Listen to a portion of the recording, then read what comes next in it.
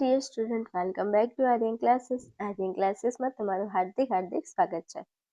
ચાલો વિદ્યાર્થીઓ, તમારી દ્વિતીય પરીક્ષા ચાલુ થવાની છે. તો આજે આપણે ધોરણ 11ના જે વિદ્યાર્થીઓ છે અને તમારો જે વિષય છે ગુજરાતી, ધોરણ 11 અને વિષય ગુજરાતીનું મોસ્ટ આઈએમપી પેપર સોલ્યુશન આજના વિડીયોની અંદર આપણે કરવાના છીએ.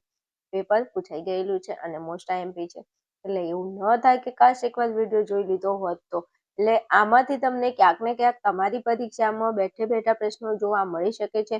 તો દરેક મારા વાલા વિદ્યાર્થીઓ વિડીયોના અંત સુધી બન્યા રહેશો. ચાલો શરૂઆત કરવી છે. નવા આવેલા વિદ્યાર્થીઓને એક નમ્ર વિનંતી છે કે તમારે ધોરણ 11 ને લગતા દ્વિતીય પરીક્ષાના કોઈ પણ વિષયના આઈએમપી પ્રશ્નપત્રનું સોલ્યુશન જોઈએ છે.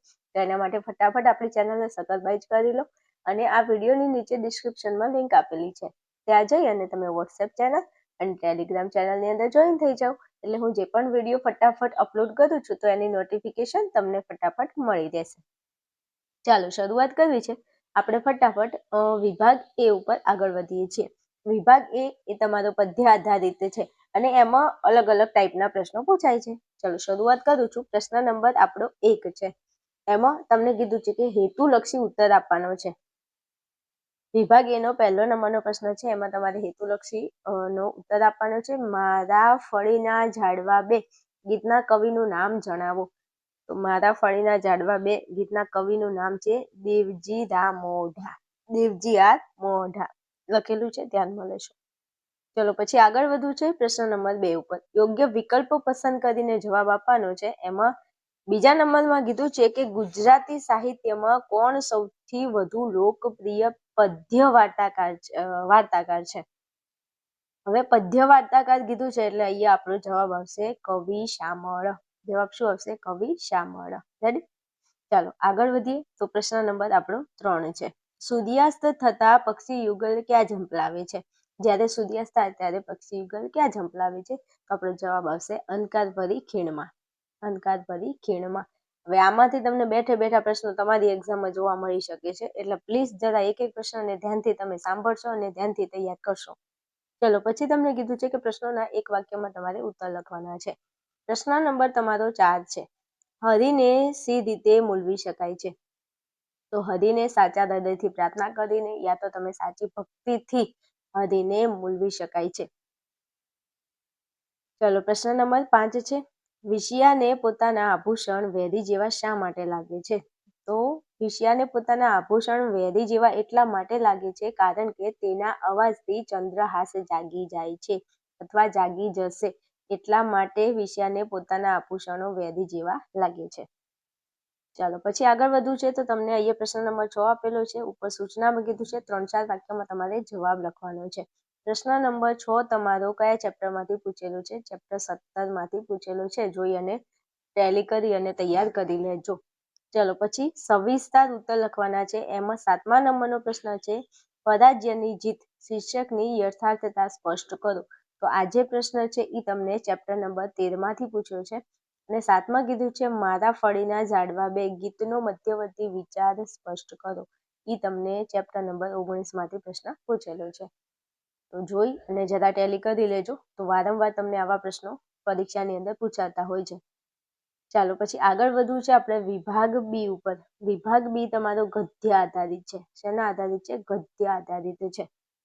ચલો તો પ્રશ્ન નંબર આપણો 8 છે. એમાં તમારે હેતુલક્ષી જવાબ આપવાનો છે. તો તપસ્વી સારસ્વત કૃતિનો સાહિત્ય પ્રકાર તમારે જણાવવાનો છે. તો તપસ્વી સારસ્વત કૃતિનો સાહિત્ય પ્રકાર છે ચરિત્ર લેખ. ચાલો પછી આગળ વધીએ. પ્રશ્ન નંબર આપણો 9 છે. દક્ષિણામૂર્તિના વિદ્યાર્થીઓ કયા દિવસની ઉજવણી કરવા થનગની રહ્યા હતા? તો ત્યાં જવાબ આવશે તોફાની દિવસની. તોફાની દિવસની ઉજવણી કરવા માટે આ વિદ્યાર્થીઓ થનગની રહ્યા હતા. ચલો પછી 10માં કહ્યું છે જયશંકર સુંદરીના અભિનય ગુરુ કોણ હતા? તો જયશંકર સુંદરીના જે અભિનય ગુરુ હતા એ આપણો જવાબ આવશે બાપુલાલ નાયક. કોણ? બાપુલાલ નાયક. નાયક નહીં ખલનાયક હું મેં. નાની મની ભણવાનું કર. ચલો પછી તમને કીધું છે એક વાક્યમાં ઉત્તર લખવાનો છે. પ્રશ્ન નંબર આપણો 11 છે. જીને અંધકાર પાસે શી શરત મૂકી હતી? તો જીને અંધકાર પાસે અલાદીન કા જીન. જીને અંધકાર પાસે એવી શરત મૂકી હતી કે બીજા કોઈ માણસને ઘરમાં નહીં આવવા દે. શું કીધું તું? કે બીજા કોઈ માણસને ઘરમાં નહીં આવવા દે. ચાલો પછી પ્રશ્ન નંબર 12 છે. અલી ડોસો રોજ શા માટે પોસ્ટ ઓફિસ જતો હતો? તો એ પોતાની દીકરી મરિયમનો કાગળ આવશે એના માટે તે પોસ્ટ ઓફિસ જતો હતો. અલી ડોસો રોજ પોસ્ટ ઓફિસ શા માટે જતો હતો ભાઈ? તો દીકરી મરિયમનો કાગળ આવશે તે માટેના. આ પ્રશ્ન મોસ્ટ ટાઈમ પછી આખો દિવસ વારંવાર આવા પ્રશ્નો પૂછાય છે. પછી એવું ન થાય કે એકચ્યુઅલી અમને ન આવડ્યો, તૈયાર કરી લેજો.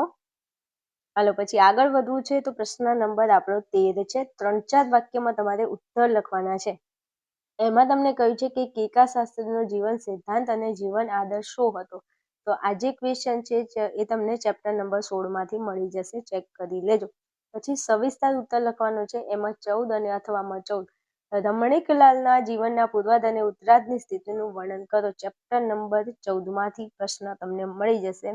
અને અમૃતાનું પાત્રાલેખન કરો, એ તમને ચેપ્ટર નંબર 4 માંથી આ પ્રશ્ન તમને મળી જશે. જોઈ લેજો ને તૈયાર કરી લેજો અમારા વાલા. હાલો આગળ વધુ છે. ફટાફટ વિભાગ સી તમારો વ્યાકરણ આધારિત છે. એમાં અલગ અલગ ટાઈપનું વ્યાકરણ પૂછાય છે. એમાં હાલ તમને સમાનાર્થી શબ્દ તમારે વિભાગ અ અને બ ના જોડવાના છે. પ્રશ્ન નંબર 15માં તમને કીધું છે સુકાની. સુકાની, તો સુકાનીનું સમાનાર્થી થશે કપ્તાન. સુકાની કપ્તાન, જોડકા જોડેલા છે, તમે જોઈ લો. ચલો 16માં કીધું છે દર્પ. તો દર્પ એટલે થશે અભિમાન. દર્પ એટલે શું થશે? અભિમાન. ચાલો પછી તિમિર. તિમિર એટલે અંધકાર. તિમિરનો સમાનાર્થી થશે અંધકાર. ચાલો આગળ વધવું છે. વિભાગ સી માં હવે તમને એવું કહ્યું છે કે નીચે આપેલા વાક્યમાંથી કોઈ પણ બે વાક્યના રેખાંકિત શબ્દનો વિરોધી શબ્દ તમારે લખવાનો છે અને વાક્યનો અર્થ બદલાય નહીં તે રીતે ફરી વાક્ય તમારે લખવાનો છે. તો પ્રશ્ન નંબર 18માં તમને કહ્યું છે કે દીકરી મરિયમ પરણીને સાસરે ગઈ. હવે સાસરે એના નીચે તમને અંડરલાઈન આપેલી છે. તો સાસરેનું પહેલા તો વિરુદ્ધાર્થી શું થાય? તો પિયર થાય. શું? પિયર. સાસરાનું શું થશે? પિયર થશે. હવે આ પિયર થશે. અહીંયા આ વાક્યનો અર્થ ન બદલાય એ રીતે પિયરને વચ્ચે લઈ અને તમારે વાક્ય બનાવવાનું છે. તો લખવાનું દીકરી મરિયમ પરણીને સાસરે ગઈ. તો દીકરી મરિયમ પરણીને પિયર ન ગઈ, અને પરણીને આમે કોઈ પિયર ના જાય, ભાઈ સાસરે જ જાય. હા, તો પછી દીકરી મરિયમ પરણીને પિયર ન ગઈ, આ તમારું વાક્ય આવશે. હાલો પછી આગળ 19માં કીધું છે અમુની વિદાય હતી. તો વિદાય, વિદાયનું પહેલા તો વિરુદ્ધાર્થી શું થાય? તો મિલન થાય, અથવા તો મેળાપ તમે કહી શકો તો પણ ચાલે. મિલન લખો અથવા તો મેળાપ લખો તો પણ ચાલે. તો અમુની વિદાય હતી, તો એવું લખી શકો કે અમુનો મેળાપ ન હતો અથવા તો અમુનું મિલન ન હતું. રેડી? પૂરું. ચલો પછી 20માં કીધું છે જે રણમાં જીતે તે શૂર. હવે શૂરની નીચે અંડરલાઈન આપે છે. તો શૂરનું વિરોધાર્થી પહેલા તો શું થાય? કાયર. તો જે રણમાં જીતે તે શૂર. તો રણમાં જીતે એ શૂર જ હોય, કાયર ન હોય. તો એનું વાક્ય ન બદલાય એ રીતે લખો કે જે રણમાં જીતે તે કાયર નથી. ઓકે, હાલો આગળ વધવું છે ફટાફટ. કોઈ પણ બે શબ્દ સમૂહ માટે એક શબ્દ તમારે લખવાનો છે. કોઈ પણ બે ના તમારે શબ્દ સમૂહ માટે એક શબ્દ આપવાનો છે. ચલો એમાં તમે અહીંયા 21માં નંબરના પ્રશ્નમાં આપણને કહ્યું છે કે શાક વેચવાની બજાર. તો જેને આપણે શાક માર્કેટ કહી શકીએ છીએ, અથવા તો શાક પીઠ પણ તમે કહી શકો છો.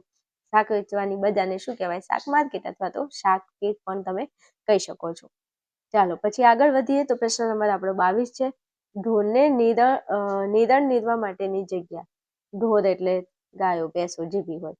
તો એમને તમે જે ચાર નાખો છો એ જગ્યાને શું કહેવાય? ગમાણ કહેવાય. શું કહેવાય? ગમાણ. શબ્દ સમૂહ માટે એક શબ્દ. ચાલો પછી આગળ વધીએ. પ્રશ્ન નંબર 23. છાત્રાલયની દેખરેખ રાખનાર અધિકારી. તો એને આપણે કહીશું ગૃહપતિ. અધિકારી છે ને એટલે એને આપણે કહીશું ગૃહપતિ. રેડી? ચાલો પછી આગળ વધીએ. તો તળપદા શબ્દોનું શિષ્ટ રૂપ તમારે આપવાનું છે.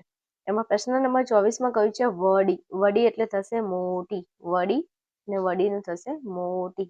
ઓકે, ચાલો પછી આગળ વધીએ. તો પ્રશ્ન નંબર 25 છે. 25માં કીધું છે સાટે. સાટેનું થશે બદલે. નહીં કે મારા સાટે, તો મારી સાટે તું જતી હોય ને, અથવા તો મારા હાટું તું આ કરી દે ને, એટલે કે મારા બદલે તું આ કરી દે. એટલે સાટેનો મતલબ થશે બદલે. ચાલો પછી આગળ વધીએ. તો પ્રશ્ન નંબર 26માં એના પહેલા ઉપર કહ્યું છે કે શબ્દોના અર્થભેદ લખો. શબ્દના તમારે અર્થભેદ લખવાના છે. એમાં 26માં કહ્યું છે ચોરી અને ચોરી. તો એક ચોરીનો મતલબ થશે અપરાધ, અપરાધ. અને આ ચોરીનો મતલબ થશે લગ્ન મંડપ, લગ્ન મંડપ.